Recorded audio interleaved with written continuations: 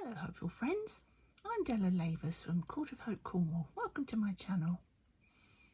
We've been really busy this month with our second Relay for Life of the year, so I haven't really done very much on my Pinkoween quilt, although I have been doing a lot on the Relay for Life quilt, which I've also been filming and I hope to show you soon.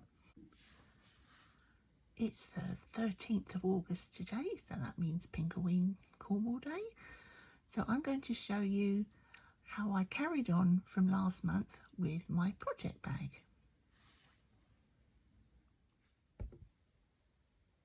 I'm carrying on with my Pinkoween Cornwall cross stitch, and as you can see I've made a little spider using some thread. Again, I don't know what make this is just in my stash, but it's black and it will do for now because let's use what you have here. I have some Heat and Bond light in my stash and I'm going to use this to attach my cross stitch onto my project bag. So let's get that pressed on first. So I've cut my Heat and Bond slightly smaller than the design, and I'm going to flip that over the back, and it's rough side down. Then I'm going to use my vintage travel iron and just press the Heat and Bond onto the back of my cross stitch. And remember, it's press, not swish. It will be pressed again with a warm iron, so if it misses a little bit, it's not the end of the world, but I'd like it to be down as much as possible. So that will do for now. That's cooled down. Now I'm going to use one of my hexagon tiles to roughly mark out a six-sided shape. It doesn't have to be very accurate on the paper side, using a very stubby old pencil. Don't know where my nice pencils are, but it still works. Now this has given me a rough plan because I'm going to create a spider's web. So I'm going to use those points as a rough guideline to make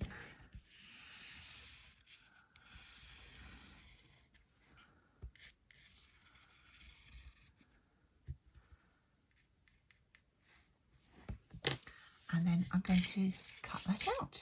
And I was going to use my best fabric shears, but then I realised, of course, this is paper, so let's resort to not so good ones. I'm actually going to make this a little bit bigger because, as you've probably guessed, this one is rather close to the stitching and I actually want to extend that a little bit, so I'm not cutting anywhere near the stitches. And there it is. So now I'm going to take my bag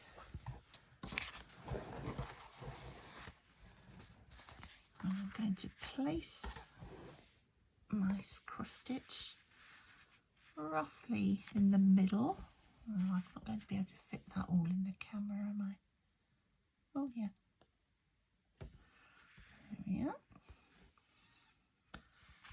And I'm quite happy with that. So I need to put my pressing mat underneath and then press that on. So my pressing mat is underneath and I need to remove the backing paper.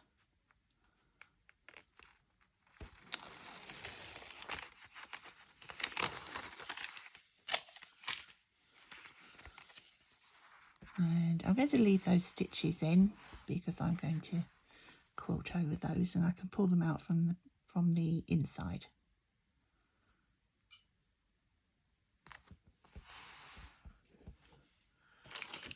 Now I'm going to add my paper roughly over it, just to protect the stitches. Press again.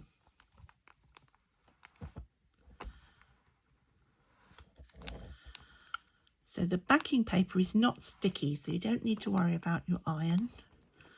I don't know if other makes of similar products will be okay, but this one is definitely okay.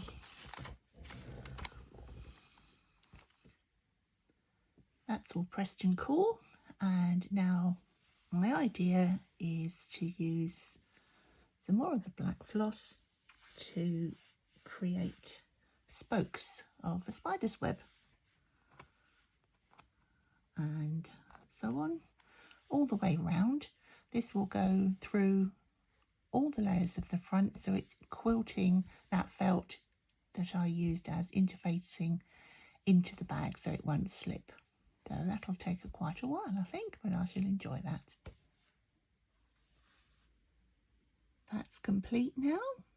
So as you can see, that's all quilted all the way through. And I didn't film it, but I've also done a very simple spider's web on the back in a spiral, nice and easy. And just for fun, I had all these bits and pieces. This was from some keyring, can't remember what.